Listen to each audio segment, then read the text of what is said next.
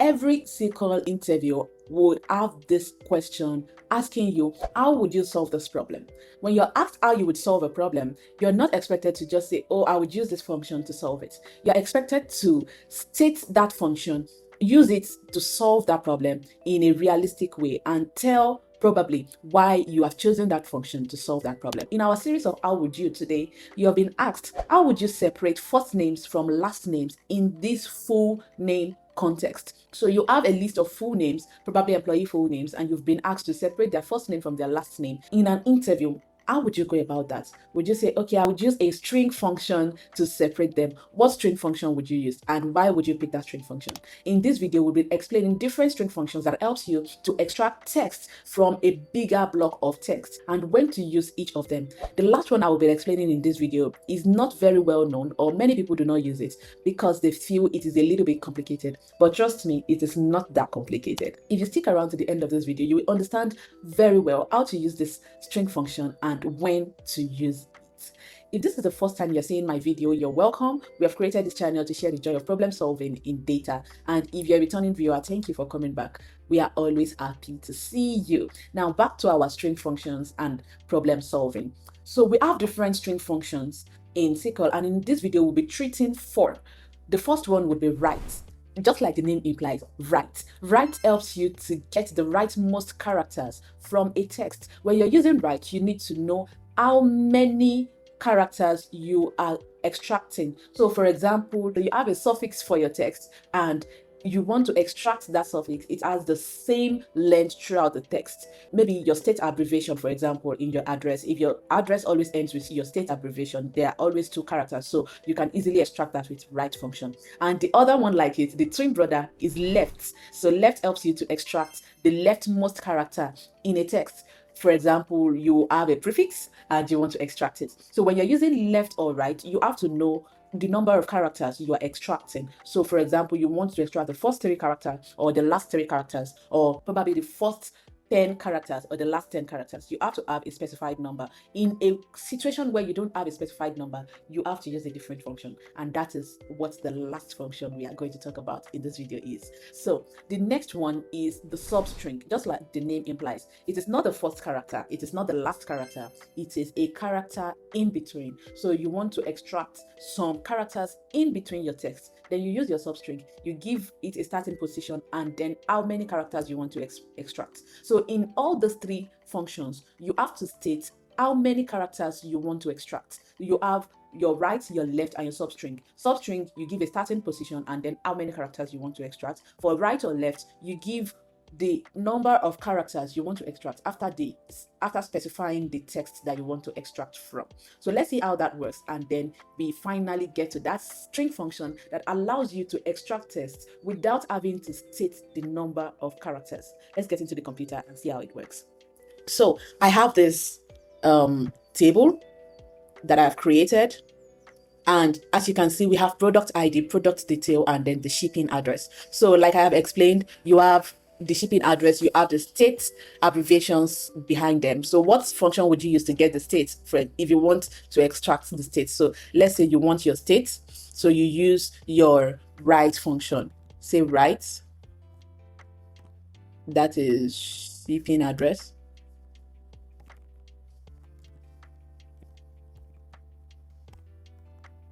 and get that as state. So you state the number. We have 2 characters. So you state the number, that is 2 characters from your shipping address. Now if I run this, you see that I have easily extracted my state from the shipping address, right? Now look at this product ID. We have some block of text and then some dates, something that looks like date on them, right? So if I want to extract just the block of text, probably those are the unique identifiers. I could also say, let's say left.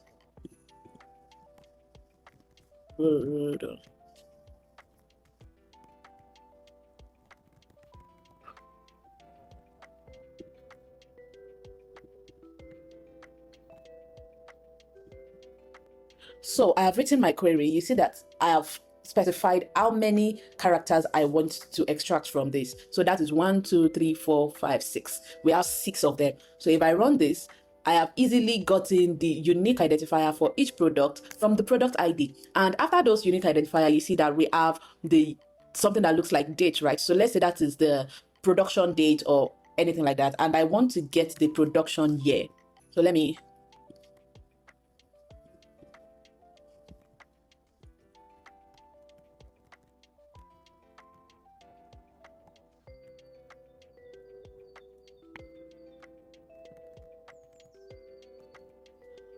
So I've written another line to my code to get the production year using SUBSTRING. I've used right to get the state name from the address. I've used left to get the unique identifier for each product. And now I'm using SUBSTRING to get the production year, because we know that this number here is probably the production date and we are going to get the production year. So if I run this, you see that the text in between this one is out here as production year. So I've been able to extract different text from my original product, which is cool, right? Now, let's get to a more difficult problem. Let's say that from this product detail, I want to extract probably this is like the product category and probably subcategory, and I want to extract the subcategory from the product. How would I do that?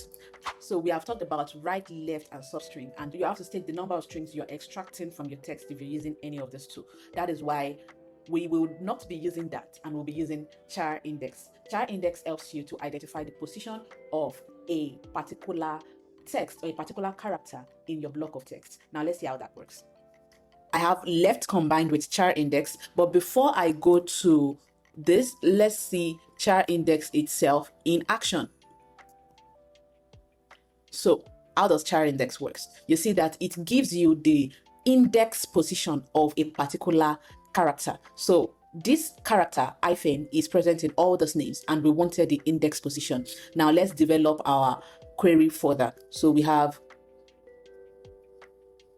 I said left of this. So if I say left of this, it's supposed to give me F or whatever number I pick, right? Now, this is the char index of the left minus 1. So this is 11 minus 1. That is 10. So I'm picking the first 10 characters in this string. So we have furniture. When you count it 1, 2, 3, 4, you have 10. So if I run this, you see that I have furniture. So that is leftmost character. So you have left of product detail, and then the char index of this hyphen minus 1. So this minus 1 will always give me the first word in this text. Now, if I want to get the item name also, I can't use left because it is not on the left. I have to start from somewhere in between. So I start from the char index of this and then add 50. I added 50 because I know that the word cannot be more than 50, but yeah, that is why I added 50. Or you can add as many as you want depending on the number of words you have. So you see how char index was, it gives you the index position, and then with that index position, because we are not certain of how many characters we have in that word, we have to use the index position, and that is how char index works. I hope this video has helped you to understand different string functions and how they work. In the next video, we'll be talking about how to validate your email columns in SQL, also using string functions. I hope you do not miss that. So in order not to miss the video when it drops, subscribe to the YouTube channel, turn on your notification so that when I drop another one, you will be notified that another video has been dropped. Thank you for watching. See you in the next one. Bye.